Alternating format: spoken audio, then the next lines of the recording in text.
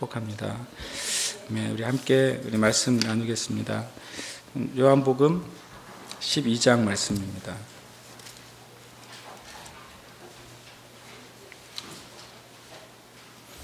요한복음 12장 24절에서 26절 말씀입니다. 우리 주보에 있으시니까 함께 우리 읽겠습니다.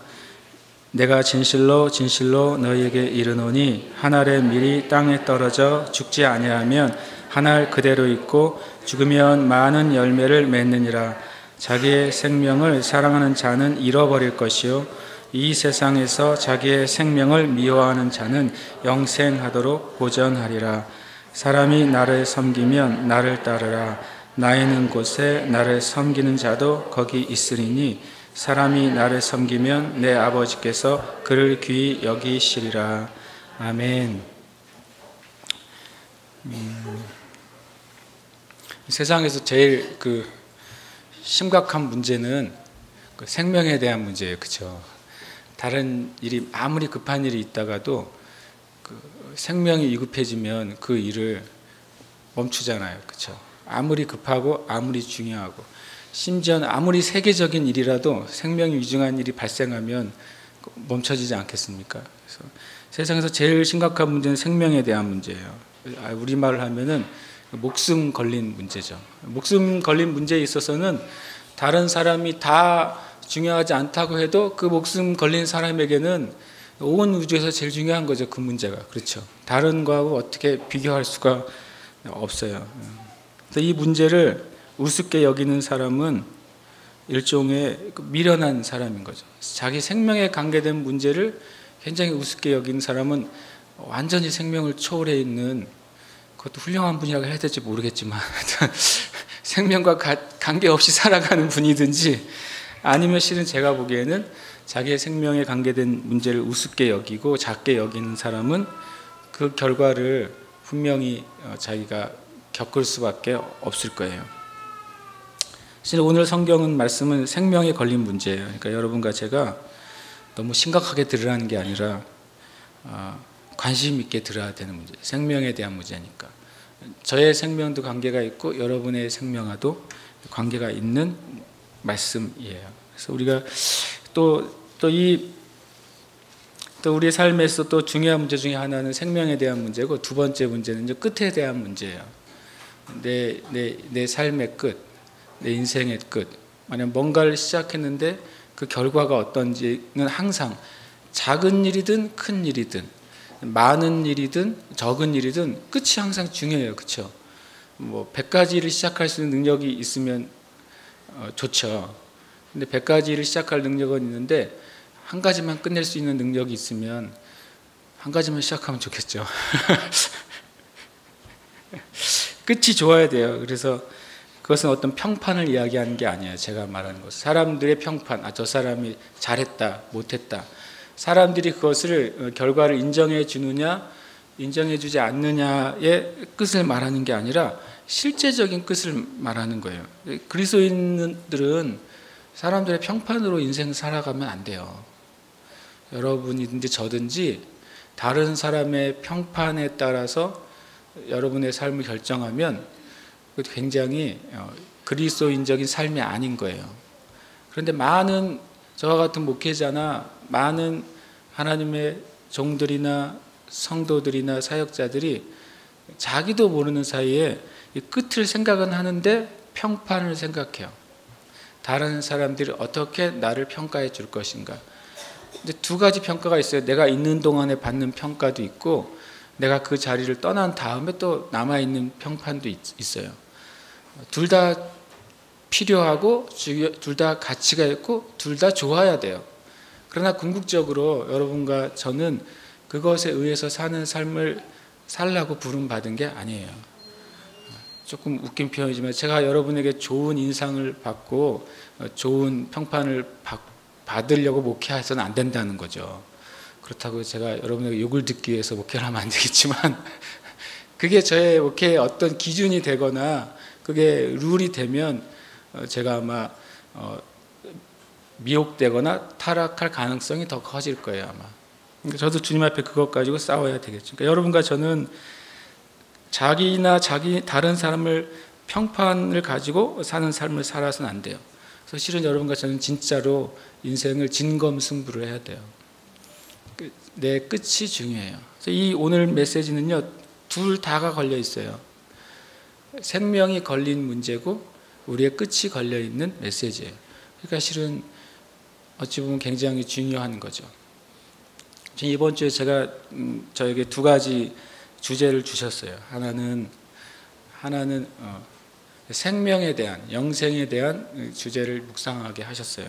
오늘 제가 그걸 나눌 거예요. 또 한 가지 주제는 구원에 대한 주제를 저에게 묵상하게 하셨어요. 두 가지를 한꺼번에 해야 되나 생각이 들었어요. 왜냐하면 둘 다 너무 덩치가 큰 주제라, 하나는 제 능력으로 한 시간에 그걸 다 담아낼 수 있을까? 두 번째로는 담아낼 수 있지, 한 시간이 좀 오래 걸리지 않을까? 이런 생각을 드는 거죠. 근데 어쨌든 오늘은 저는 첫 번째 이야기를 나누고 싶어요. 생명, 영생에 대한 이야기예요. 먼저 이 말씀 24절에 이렇게 말씀하고 있어요. 내가 진실로 진실로 너희에게 이르노니. 요한복음 24절이잖아요. 딱 좋네요. 요한복음에는 24번 이 말이 나와요. 내가 진실로 진실로 너희에게 이르노니. 다른 성경에서는 내가 진실로 너희에게 이르노니 그래요. 그런데 요한복음에서만 진실로가 두 번 반복돼요. 진실로란 말은 아멘이란 말이에요. 아멘 아멘 이렇게 두 번 나와요. 진실로 진실로 너희에게 이르노니. 이거 되게 중요한 얘기죠. 그 요한복음에 주님이 정말 진실로 진실로 중요한 얘기를 24번이나 하셨어요.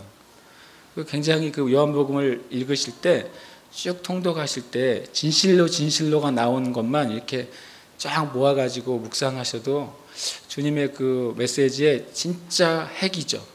진짜 그 가운데 있는 메시지를 받을 수가 있어요. 요한복음은 그런 것을 따라가면서 읽으셔도 굉장히 큰 은혜가 될 수 있는 성경이에요. 근데 먼저 이 24절 말씀 보면 이렇게 되어 있어요. 한 알의 밀이 땅에 떨어져 죽지 아니하면 한 알 그대로 있고 죽으면 많은 열매를 맺느니라. 이게 전체 이 24, 25, 26절의 전체를 커버하는 메시지죠. 여기서는 세 가지 이야기를 하고 있어요. 첫 번째로는 이거는 주님 자신에 대해서 말하고 있는 거예요. 한 알의 밀이 땅에 떨어져 죽지 아니하면 한 알 그대로 있고 죽으면 많은 열매를 맺으리. 이건 주님의 자신의 이야기예요. 한 알의 밀은 예수님 자신이에요. 그분이 땅에 떨어졌어요. 그것은 성육신 하신 거예요. 하늘의 영광 가운데 있던 예수님께서, 하나님이신 예수님께서, 모든 권세와 권세들의 보좌에 앉으신 예수님께서, 하늘 위에 계신 예수님께서 이 땅에 우리식으로 하면 인간계에 떨어진 거예요. 그게 그 사건이 한 알의 밀이 땅에 떨어진 거예요. 근데 한 알의 밀은 한 알의 밀이지만 제일 큰 특징은 뭘 가지고 있냐면 그 밀 안에 생명을 가지고 있다는 거예요. 생명을 가지고 이 땅에 떨어지신 분. 말 그대로 떨어졌거든요. 낙하하셨어요. 모든 지위와 권세와 영광을 완전히 포기하시고 그냥 씨앗처럼 뚝 떨어지셨단 말이에요. 왜 예수님이 영광을 받으셔야 되는 줄 아세요? 예수님이 다른 사람들을 높이기 위해서 자신의 영광을 다 버리시고 떨어지셨기 때문에 영광을 받으셔야 돼요. 여러분, 이 중에 있는 사람이 누가 만약에 영광을 받아야 되는 줄 아세요? 가장 많은 것을 다른 사람을 위해 포기한 사람이 영광을 받아야 돼요. 그 사람이 지금의 상태가 아니라 그가 다른 사람을 위해 얼만큼 희생했느냐, 그게 그분이 칭찬을 받아야 될 기준이에요. 그러니까 우리가 보이는 것 가지고 다른 사람을 칭찬하거나 함부로 판단하면 절대 안 돼요. 그렇죠? 아무 보잘것없어 보이는 평범한 어떤 부모라 할지라도 그 부모가 만약에 자기 자녀를 위해 자기 인생을 전체를 쏟아 부었다, 그럼 그분은 칭찬받아서 마땅한 거예요. 겉으로는 아무 사회에 큰 기여를 한 것 같지도 않을지 몰라도 하늘의 기준은 제가 믿기로는 그거예요. 누군가가 다른 사람을 위해, 나 아닌 다른 사람을 위해 얼마나 많은 것을 포기했느냐, 이게 하나님 나라의 기준이에요. 근데 온 우주 가운데 제일 많은 걸 포기한 분이 예수님이란 말이죠. 그래서 주님은 가장 영광을 받으시기에 마땅한 분이에요. 우리가 주님 앞에 그래서 영광을 올려드려야 돼요. 여러분 주님께 찬양하고 기도할 때 그 부분 영광을 좀 돌리세요. 주님 나를 위해 다 포기해 주셔서 감사합니다.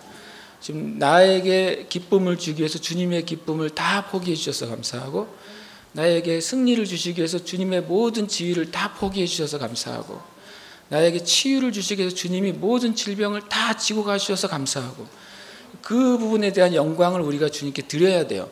그냥 우리가 할 수 있는 영광이 있잖아요. 높으신 주님에 대한 영광도 있지만, 주님이 얼마나 많은 것을 우리 자신을 위해 버리셨는지에 대해서 한 고백이 우리에게 필요해요. 주님이 그렇게 떨어지셨어요. 하늘의 밀이 땅에 떨어졌죠. 근데 주님이 떨어지면서 두 가지 목적을 가지고 떨어지신 거예요. 하나는 죽기 위해서 떨어지신 것이고, 밀이 죽는다는 게 뭔지 아세요? 밀이 죽는다고 하는, 어떤 씨앗이 죽는다고 하는 의미는 그 씨앗을 감싸고 있는 껍질이 찢어진다는 걸 의미하는 거예요. 씨앗 안에 있는 그것을 보호하고 있던 껍질이, 그것이 찢어져서 그것이 상해지는 것을, 밀이, 씨앗이 죽는 것을 의미하는 거예요. 그러면 주님께서 이 땅에 오셔서 그렇게 자기의 몸을 찢으시고 이렇게 우리에 위해서 죽으신 것이죠. 그게 주님의 이 땅에 오신 첫 번째 목적이에요. 할렐루야. 저는 이 아이들 생각할 때 무슨 생각 드는지 아세요? 지나가는 말이지만, 저는 이것이 예배 때 아이들 나오는 게 허용되는 게 전 주님께 감사한 이유가 뭔지 아세요? 혹시 이런 적 있으세요? 옛날 사진 보고서 창피해서 죽을 뻔한 적 혹시 없으세요? 내가 옛날에 저런 짓을 했다니, 이런 거. 그런 적 혹시 없으세요? 저는 많아요. 그리고 또 어렸을 때 혹시 동영상 찍어 놓은 거 있으세요? 그러면 내가 저런 짓을 했다니 도저히 눈 뜨고 볼 수 없다, 이런 거 있죠. 언젠간 보게 될 거예요, 지네들이. 제가 말한 건 창피하라는 게 아니라, 그렇게 되면 저 아이들의 세대가 그 다음 세대를 허용해 줄 거예요. 자기도 그랬잖아요. 만약에 이 중에 삶 가운데 실패하지 않으신 분은요, 다른 사람의 실패를 절대 용납할 수 없어요. 나는 안 그래도 니는 왜 그러냐, 이렇게 되는 거죠. 그렇잖아요. 저는 주님께 참 감사해요. 그래서 저도 다른 사람을 용납하는데 부족한 사람이에요. 왜냐하면 나도 용납을 많이 받지 못하고 자랐어요. 근데 만약에 우리가 서로 용납하기 시작하면 그 다음 세대는 더 많은 용납이 풀어지게 될 거죠. 그것은 이제 방종을 의미하는 게 아니에요. 하나님 안에서, 아까 우리가 찬양한 것처럼 하나님 안에서의 자유, 하나님의 그 영광과 임재 안에서의 자유, 그게 하나님 나라에 풀어지지 않으면 마귀가 쳐놓은 그 그물이 절대 찢어지지 않습니다. 그물 위를 살살 걸으면 절대 그물이 안 찢어지는데, 그 그물 위를 뛰고 난리를 치면 다 무게 때문에 찢어지게 돼 있어요. 저는 그래서 주님께 영광을 돌려요. 어쨌든 다시 돌아가가지고 주님 자신에 대한 말씀이에요.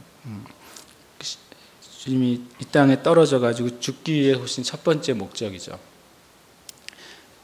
되게 중요한데요. 여러분, 생명을 얻고 싶으면 다른 생명을 죽여야 돼요. 그것은 되게 영원한 진리예요.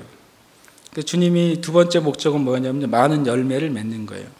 원어에 없는 열매는 두 가지 종류가 있더라고요. 열매라고 말할 때 두 가지 의미가 있어요. 하나는 그 씨앗 자체가 자라나서 거기에 안에 내재되어 있는 씨앗 속에서 여러분 사과를 볼 수 있습니까? 사과씨에서 볼 수 없죠. 근데 사과 씨앗 안에서 사과 나무가 디자인되어 있고, 조그마한 사과 씨앗 안에 사과의 열매가 디자인되어 있어요. 그게 자라나서 사과 실절이 열리는 게 첫 번째 열매예요. 그런데 성경에서 말한 열매를 맺는다, 이거는 그냥 사과가 열려서 열매를 맺는 것으로 끝나는 게 아니라, 성경에서 열매를 맺는다고 하는 의미는 추수를 의미해요, 항상. 그래서 열매를 맺는다고 하는 것은 씨앗이 자라서 그냥 들에서 자라서 그냥 사과가 열렸다가 혼자 썩어 죽으면 그 열매 맺는 게 아니란 말이에요. 사과가 열렸어요. 그러면 그 사과가 제대로 추수가 돼서 가치 있게 사용되는 것이 열매를 맺는 거예요. 여러분, 주님의 두 번째 목적은 그거예요. 주님 한 생명으로 말미암아서 수많은 생명이 태어나는 거고, 그들이 열매를 맺는 거예요. 열매를 맺는 건 뭐예요? 추수되는 건데, 그것은 하나님 나라에 그들이 들어가게 되는 거예요. 그 예수님의 목적이에요. 예수님께서 다 모든 걸 버리시고 이 땅에 떨어졌고, 떨어진 첫 번째 목적은 자신을 찢으시기 위해서예요. 죽으시기 위해서. 두 번째 목적은 그것을 통해 사람들의 영혼이 살아나고 그들의 영혼이 맺혀지는 것, 추수되는 것, 하나님의 나라의 창고, 영원한 천국에 그들이 거기에 있게 되는 것, 그것이 주님의 목적이란 말이죠. 이것은 두 가지를 다 얘기하고 있어요. 생명에 대한 문제입니다. 그리고 그 결과에 대한 문제예요. 두 번째 이 말씀은 영원한 진리에 대하여 하신 말씀이에요. 영원한 진리는 뭐냐면 영적이든 혼적이든 육적이든 상관없이 온 우주에 상관없이 다 통하는 진리를 말하는 거예요. 이 영원한 진리는 뭐냐면 다른 것이 아니라 희생이 없는 결과는 존재하지 않는다는 거예요. 무엇인가가 존재하려면 그 전에 무엇인가가 희생돼야 돼요. 아주 작은 일이어도 희생돼야 됩니다. 희생이란 말이 부정적인 게 아니에요. 일종의 대가예요. 일종의 값이에요. 제가 물건 하나를 사려면 내 주머니에 있는 돈이 희생되는 거예요. 이런 의미에서 희생이에요. 아시겠죠? 가치 없어진다는 게 아니라 무엇인가 얻으려면 그것에 합당한 것이 주어져요. 근데 그 얻을 것이 가치가 있으면 있을수록 뭐가 높아져요? 희생의 값어치는 더 커져야 돼요. 그렇죠? 여러분이 삶이 구원받기 위해서 희생된 값이 한 500원이라면 어떠시겠어요?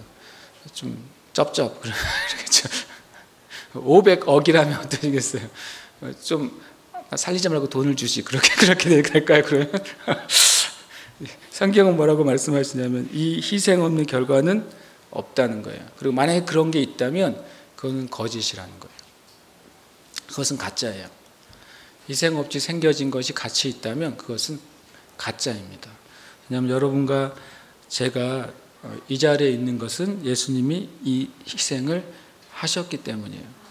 내가 그것을 잘 알든 잘 알지 못하는 그냥 그것은 사실이라는 거예요.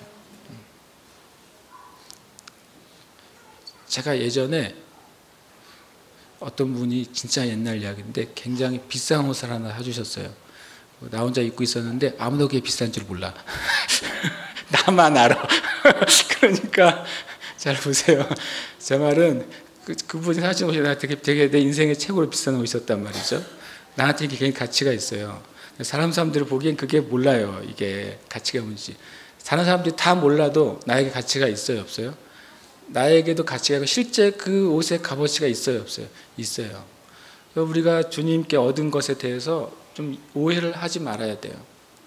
심지어 여러분 스스로가 여러분에게 주신 하나님의 은혜가 가치 있는지 몰라도 그 은혜는 가치가 떨어지지 않습니다.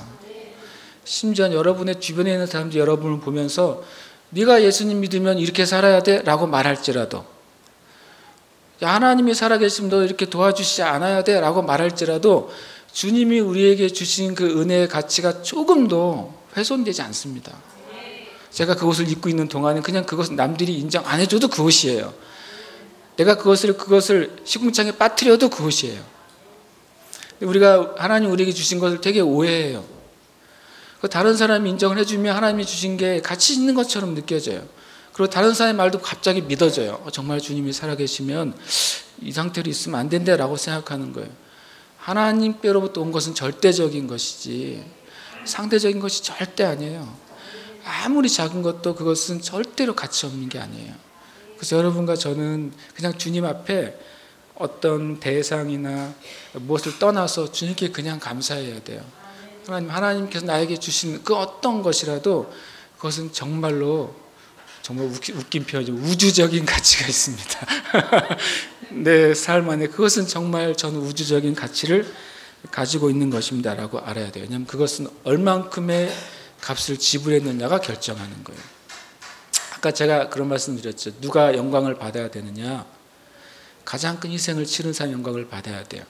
그럼 무엇이 가치 있는 것이냐? 가장 큰 희생을 치르고 주어진 것이 가장 가치 있는 거예요. 그럼 여러분과 저에게 있는 게 그거예요.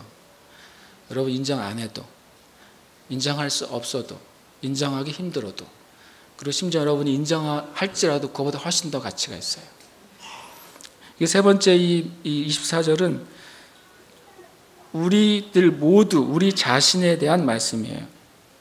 여러분과 제가 정말 무엇인가를 원한다면 죽으세요. 주님이 죽도록 원했던 것이 있다면 여러분의 생명이에요. 그래서 그걸 너무 원하셨기 때문에 얼마든지 죽으실 수 있었어요. 이제 여러분의 인생 안에 정말 죽도록 얻고 싶은 게 있다. 잘 모르겠어요. 표현이 좀 과하지만 표현적으로 하면 그런 게 있다면 여러분 아마 생명을 걸고서라도 그걸 얻게 될 거예요. 그런데 많은 사람이 육신적인 관점에서도 죽도록 얻고 싶은 걸 갖고 있는 사람은 몇 명 없어요. 실제로. 왜냐하면 크게 성공한 어떤 사람이 이런 말을 했어요. 사람들이 왜 성공하지 못하냐면 그거를 진짜 정말로 죽도록 원하지 않기 때문이라는 거죠. 대부분의 사람이 그렇다는 거예요. 미련한 사람은 헛된 것을 위해 죽기까지 원하고 그것을 얻는 사람이에요. 제일 미련한 사람. 헛된 것을 죽도록 원하고 그걸 얻는 사람이 제일 미련해요. 저도 옛날에 그랬던 것 같아요. 제가 옛날에 시인이 되고 싶었어요. 그래서 등단을 하고 싶었어요. 지금 생각해 보니까 그것도 좋은 일이긴 하지만 저한테 제가 죽도록 얻기에 노력해야 될 일은 아닌 것 같았어요. 제가 죽기까지 노력한 건 아니지만 이 정도는 했어요. 예를 들어서 시를 잘 쓰고 싶어가지고 일단 학교 수업은 제꼈어요. 대학교 수업을 그러니까 옛날 이야기니까 제가 할 수 있는 거예요. 옛날 시상이 떠오른다. 그러면 그날 하루는 수업 없는 겁니다. 그날 하루 수업은 없어요. 그러면 이제 들로 쏘다니는 거죠. 그 시 한 편을 쓰기 위해서. 그리고 밤에 만약에 시상이 떠오른다. 그날 잠은 없는 겁니다. 그래 놓고 새벽 되면 결국엔 시를 못 써요. 그렇게 제가 들여진 시간이 한 3년이에요. 그렇다고 지금 시를 잘 쓰느냐? 나는 몰라요. 제가 그렇게 죽기까지 원하는 건 아니었는데도 제가 그것을 수업을 포기하고 점수가 떨어지는 것에도 내가 감수를 했단 말이에요. 제가 그걸 그냥 그때는 주님은 저의 것을 썩을 면류관이라고 말씀하시기 전까지는 겨우 그거를 얻고 싶어가지고 제가 있는 용돈은 다 털어서 무조건 시집을 샀단 말이죠. 다른 책은 눈에 안 들어와요. 전공서적은 빌려보기, 뺏어보기, 주로 이런 거였지 나는 사지를 않았어요. 제가 죽도록 원한 건 아니었는데도 제가 그렇게 했더라고요. 근데 내가 진짜 죽도록 뭔가를 원했으면 더 했겠죠. 주님이 저에게 다시 말씀드리면 그것이 썩을 것이 아니라 저에게 있어서는 그렇게 그걸 얻는 게 썩을 면류관이라고 어느 날 말씀하셨어요. 그리고 제가 충격도 좀 받았지만 충격을 제대로 받으니까 아니군요 하고서 버렸죠. 그때 제일 버리면서 제일 아까운 건 그 많은 시집이었어요. 그 많은 시집을 다 쓰레기통에 던질 때 한편으로는 굉장히 제 한쪽의 삶이 축이 떨어져 나가는 것 같았습니다. 실은. 근데 시간이 지나니까 제 몸이 가벼워졌다는 걸 제가 알게 됐어요. 여러분 정말 진짜 원하는 게 있으시면 거기에 여러분의 삶을 거세요. 그런데 진짜 가치 있는 걸 원하세요. 왜냐하면 하나님은 여러분의 가치 있는 것을 주셨어요. 주님께 물으면 돼요. 주님, 내 삶에 정말 가치 있는 게 뭡니까? 주님이 깨닫게 해주실 거예요. 저는 그렇게 하신다는 것을 믿어요. 그리고 압니다. 그럼 그것을 위해서 최선을 다하세요. 다 드리세요. 주님이 이루실 겁니다. 그러니까 지혜로운 사람은 가치 있는 것을 위해 죽기까지 원하고 그걸 얻는 거예요. 그게 지혜로운 사람입니다. 여기에 12장 25절에 이 생명이라는 단어가 두 종류의 생명이 나옵니다. 자기의 생명을 사랑하는 자는 잃어버릴 것이요 이 세상에서 자기의 생명을 미워하는 자는 영생하도록 보존하리라. 사랑한다는 말과 미워한다는 말이 나와요. 이게 반대의 내용을 그대로 보여주고 있어요. 자기의 생명을 사랑하는 사람은 반대로 어떤 다른 생명을 미워하는 거예요. 반대로 이 세상에서 자기의 생명을 미워하는 사람은 어떤 다른 생명을 사랑하는 거예요. 이 말씀도 목숨이 걸린 문제예요. 생명 얘기가 나왔으니까. 근데 특별히 이 말씀은 두 세계에서의 목숨을 얘기하고 있어요. 여러분과 저는 이미 예수님을 믿기 전이든 믿은 후든 한 생명, 한 목숨을 살고 있어요. 그렇죠? 우리의 육신은 한 목숨이에요. 여러분, 윤회는 없습니다. 윤회를 혹시 생각하면서 현대 그리스도인들 중에 30%가 윤회를 믿는다고 나왔어요. 참 황당하죠. 그러니까 마귀가 천사를 가장해서 나타나서 내가 너의 전생에 대해서 말해주겠다. 그럼 믿어요. 그렇게 해서 생긴 이단 종교가 미국에 있습니다. 어느 날 잠을 자는데 하늘 침대 위에서 붉은 십자가가 확 나타났대요. 천장에. 얼마나 은혜스러웠겠어요. 그 붉은 십자가 밑에서 천사가 싹 내려왔대요. 그것도 은혜스러웠겠죠. 그 천사가 그 여인에게 메시지를 했는데 내가 너의 전생의 삶에 대해서 하나님의 메시지를 가지고 왔다. 그리고 앞으로 너의 다음 삶을 내가 얘기해줬다 했어요. 굉장히 은혜로웠겠죠. 그리고 생겼어요. 종교가 하나, 사이비가 하나 생겨서 미국의 교회를 굉장히 많이 분열시켰어요. 마귀가 광명의 천사를 그렇게 나타날 때 우리 안에 진리가 바로 서 있지 않으면 그렇게 무너지는 거예요. 여러분, 전생이나 후생은 없습니다. 윤회는 없습니다. 우리의 생명은 한 번의 육신의 목숨, 한 번의 세계예요. 이건 되게 단순한 진리예요. 이게 무너지면 안 돼요. 그런데 이 한 목숨 한 세계를 살고 있는데 그것은 이 육의 목숨이고 이 땅의 세계예요. 그런데 여러분과 저도 이미 알고 있지만 늘상 생각을 해야 될 것은 뭐냐면 다른 세계, 다른 생명이 있다는 사실이에요. 동시에 분열되는 삶이 아니라 이것은 하나님의 세계가 있고 우리에게 영적인 생명이 있다는 거예요. 이 요한복음 12장 25절에 자기의 생명, 이 자기의 생명은 이 땅의 생명, 푸시케라는 단어로 표현하고 있어요. 그리스어에서 푸시케라는 단어, 제주도에 푸시케월드 있잖아요. 그게 생명이면서 나비라는 뜻이에요. 나비가 죽어 있는 것 같은 고치를 찢고서 생명이 나비가 나오잖아요. 그래서 푸시케라 그래요. 그때 나오는 생명을. 그러니까 육의 생명이에요. 우리가 활동하는 힘을 제공해주는 생명이에요. 그 자기의 생명을 사랑한다는 게 뭘까요?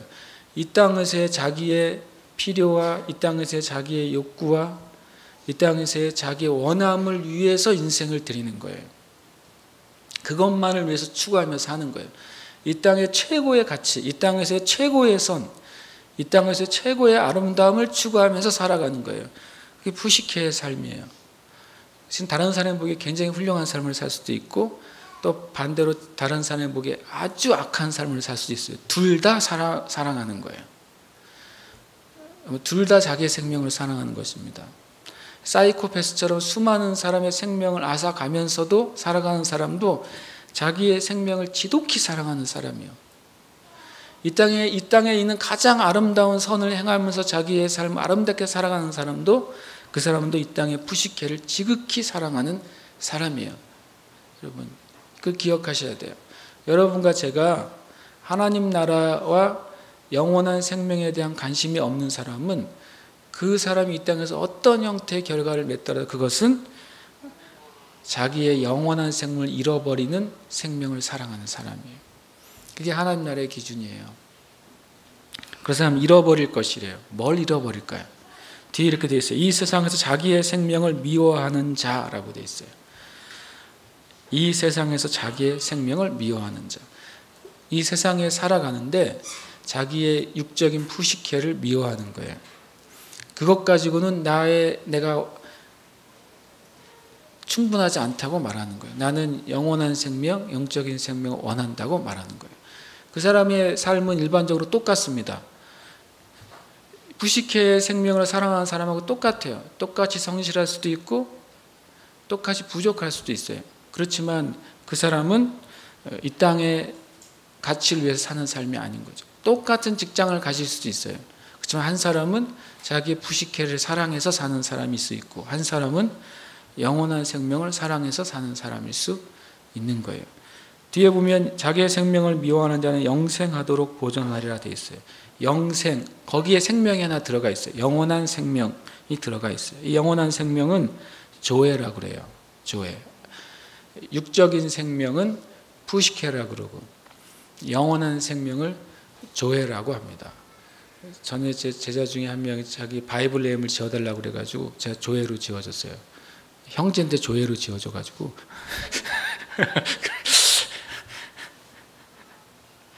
이것은 예수님을 믿을 때 거듭난 영혼을 말해요. 예수님 믿을 때 그 안에 새롭게 회복된 생명을 의미하는 거예요. 여러분과 제가 둘 중에 하나를 선택해야 돼요. 이것은 목숨이 걸린 문제고 두색에 대한 문제에 대한 또 하나는 선택에 대한 문제예요. 왜냐하면 첫 번째 생명 푸시케는 더럽혀져 있고 제한되어 있고 그것은 구원이 필요해요. 두 번째 생명인 조회는 그것은 영원하고 완전해요. 지혜로운 사람은 뭘 선택해야 되는지 아는 거죠. 이미 여러분이 구원을 받은 하나님의 백성이어도 어떤 것을 선택하는 삶을 살아야 되는지 선택해야 돼요. 여러분이 구원 받았습니까? 그런데도 여러분의 삶이 이 땅의 생명을 추구하는 방향으로 살 수도 있어요. 여러분이 구원 받았습니까? 그런데 여러분의 삶이 영원한 생명을 추구하면서 하나님 나라를 바라보면서 살아갈 수도 있어요. 마지막 26절이에요. 26절에 보면 사람이 나를 섬기려면 나를 따르라. 나 있는 곳에 나를 섬기는 자도 거기 있으리니 사람이 나를 섬기면 내 아버지께서 그를 귀히 여기시리라. 이 26절은 뭐냐면 영원한 생명을 선택한 사람의 삶을 보여줘요. 그림을 세 가지를 보여주는 거예요. 첫 번째 그림은 영원한 생명, 목숨이 걸린 문제죠. 영원한 생명을 선택한 사람의 첫 번째 삶의 태도는 예수님을 섬기겠다고 말하는 거예요. 그런 성경은 아주 두 가지 얘기를 해줘요. 예수님을 섬기는 삶은 종의 삶이다 그래요. 그리고 청지기의 삶이라고 말해요. 두 번째 삶은 예수님을 따르는 삶이에요. 여기 재미있는 표현이 사람이 나를 섬기려면 누군가가 나를 섬기려고 한다면 그 사람이 어떤 방식으로 나를 섬겨야 되냐면 나를 따르는 방식으로 나를 섬겨야 된다는 거예요. 우리가 유명한 이야기 있잖아요. 마르다 마리아의 이야기. 둘 다 주님을 섬겼어요. 그러니까 이 마르다는 주님의 필요를 채우기 위해서 섬겼어요. 마르다는 섬긴 것입니다. 마리아는 말씀을 들었어요. 그런데 그게 섬겼다고 말할 수 있을까요? 섬겼다고 말할 수 있죠. 왜냐하면 주님이 말씀을 전하는데 다 주님 먹을 걸 준비하러 나고 아무도 없다 여기. 마리아는 그 자리를 지킨 거예요. 주님을 섬겼습니다. 우리가 주님을 섬기는데 주님의 방식으로 주님을 섬겨야 돼요. 근데 이게 되게 어려워요. 우리는 우리 방식으로 주님을 섬겨요. 교회도 하나님의 일을 하는데 이 세상과 교회의 방법으로 하나님을 섬기려고 그래요. 근데 이 세상과 교회의 방법으로 하는 섬기는 방법이 뭐냐면 이런 거예요. 세상 사람들이 야 교회는 이래야 되지 않아? 라고 말하는 거죠. 어떤 신학자가 나와서 교회는 이런 모습이어야 되지 않아? 라고 말하는 거예요. 그러면 교회는 그 말에 귀를 기울여요. 그러면 교회는 이러한 사역을 해야 되겠구나 라고 그 사역을 하죠. 그러면 세상 사람이나 또 교회에 속한 학자들은 잘한다고 말하는 거예요. 그 일을 잘한다고 말해요. 깜짝 놀랐네요. 그러면 우리 방법이 아니라 하나님의 방식으로 우리는 하나님을 섬겨야 돼요. 사람이 나를 섬기려면 나를 따르라. 주님을 따르는 삶을 성경은 두 가지 얘기해 줍니다. 하나는 제자의 삶이라고 그래요. 주님을 따르는 삶. 예수님의 생활 방식을 따르는 거예요. 여러분 제자는 성경을 딸딸 외우는 사람이 아니에요. 제자는 어떤 사람이냐면 주님이 하는 방식을 따라가는 거예요. 주님이 어떤 식으로 말했는지를 따라가는 거예요. 주님이 어떤 식으로 행동했는지를 따라가는 거예요. 주님이 어떤 식으로 결정했는지를 따라가는 게 제자지 성경을 달달 외워서 그걸 말할 수 있는 사람이 제자가 아니에요. 그러니까 오해를 하면 안 돼요. 두 번째는 군사의 삶이에요. 예수님을 따르는 삶은. 왜냐하면 주님을 따를 때 필연적인 문제가 하나 생겨요. 왜냐하면 주님의 일이 진행될 때마다 필연적인 문제는 뭐냐면 어둠의 저항이에요. 어둠의 세계가 주님이 가실 때마다 저항하게 돼 있어요. 여러분과 제가 믿음의 삶을 살기로 결정한다면 어디서든 어떤 방향이든 어떤 모습이든 저항을 경험하게 될 거예요. 근데 그 저항은 아주 가까운 사람에서부터 아주 먼 사람에게까지부터 저항이 오게 될 겁니다. 그래서 주님에 따를 때는 반드시 군사의 삶이 수반돼요. 결정을 해야 되죠. 우리가 전투에 있어서 뒤로 물러날 것이냐, 아니면 이 전투에 있어서 목숨을 걸고 싸울 것이냐, 아니면 전투에 있어서 전략을 짤 것이냐, 그건 주님을 따라가야 돼요. 그 길을 따라갈 때 우리가 승리하게 될 거예요. 세 번째, 주님을 따르는 삶이, 저는 이 말이 너무, 이 말씀을 제가 읽을 때 너무 주님께 감사했어요. 그냥 감사했다고 표현하는 게 맞는 표현 같아요. 뒤에 보시면 나 있는 곳에 나를 섬기는 자도 거기 있으리니 사람이 나를 섬기면 내 아버지께서 그를 귀히 여기시리라. 그림을 한번 생각해 보세요.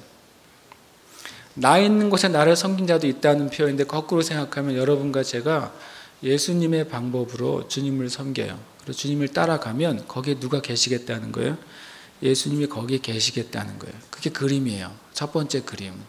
여러분과 제가 주님을 섬기겠다고 예배 드릴 때 거기에 주님이 계신 거예요. 여러분이 주님을 섬기겠다고 다른 형제 자매를 위해서 여러분이 무엇인가를 섬길 때 거기 그냥 주님이 계신 거예요. 여러분과 제가 주님을 섬기겠다고 의를 위해서 핍박을 받고 있을 때, 오해를 받고 있을 때, 주님 때문에 나쁜 평판을 받고 있을 때 거기에 주님이 계신 거예요. 그냥 그 다음에 그것까지만도 좋지만 그 다음 말이 전 너무 좋아요. 사람이 나를 섬기면 내 아버지께서 그를 어떻게 한다고요? 귀히 여기시리라. 이 말을 제가 찾아봤어요. 이 귀히 여긴다는 표현이 뭐냐? 영어로는 honor라고 되어 있어요. 영광을 받는다는 거예요. 그런데 이 그리스어는 뭐라고 되어 있냐면 헬라어로는 티마오라는 말을 해서 재밌는 표현이에요. 값을 정해주다 이렇게 되어 있어요. 이 말이 너무 재밌죠.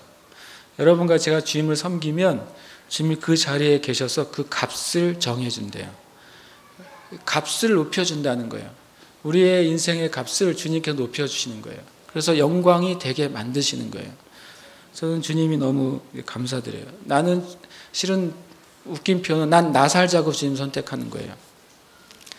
너무 아주 유치한 수준이니까요. 나는요, 내가 살아야 되기 때문에 주님을 선택해요. 무슨 어떤 결정의 순간이 있을 때도 나는 내가 살아야 되니까, 내 심령이 죽을 수가 없으니까 난 주님을 선택하는 거예요. 이익이 문제가 아니라 내가 살아야 되니까, 내 영혼이 평안과 기쁨을 얻어야 되니까 난 주님을 선택해요. 그건 나 때문에 내가 한 거예요. 아주 낮은 수준이에요, 제가. 그런데 주님이 뭐라고 말씀하셨는데, 내가 그렇게 선택하면 내가 거기 있겠다 그래요. 그리고 내가 너를 높여주겠다. 내가 너를 영광스럽게 해주겠다. 내가 너의 값을 쳐주겠다. 이렇게 말씀하시는 거예요. 이게 얼마나 감사해요. 우리가 주님 앞에 있을 때 여러분과 저는 무조건 감사해야 돼요. 그리고 영광을 올려드리세요. 그리고 주님 이 말씀이 나에게 이제 실제가 되고 나타나게 해주세요. 경험하게 해주세요. 이렇게 기도하시길 축복합니다. 우리가 기도하겠습니다. 같이 좀 더 예배 드리면서 기도할 때 이 26, 27, 28절 말씀 가운데 여러분, 제가 목숨에 관계된 얘기라고 말했어요. 그리고 여러분과 저의 삶의 결과에 대한 얘기라고 말씀드렸어요. 둘 다 중요하잖아요. 여러분의 생명은 중요해요. 여기서 더 중요한 생명도 없어요. 여기에는 누구 중에서도 더 가치 있는 사람도 없어요. 그리고 또 하나는 덜 가치 있는 사람도 없습니다. 우리가 주님이 얼마큼 희생을 치르셨는지를 우리가 알기 때문에 내가 그것을 감사하고 찬양을 드려야 될 줄 믿습니다. 이제 함께 기도할 때 하나님, 내 삶 가운데 가치 있는 것을 선택하는 믿음을 허락해 주시옵소서. 가치 있는 것을 추구하는 믿음을 허락해 주시옵소서.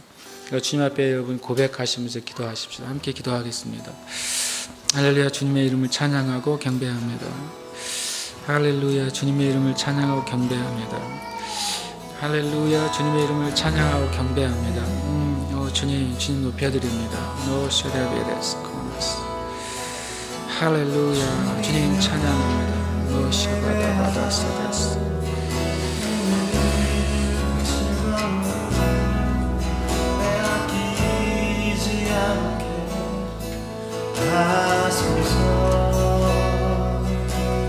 주님을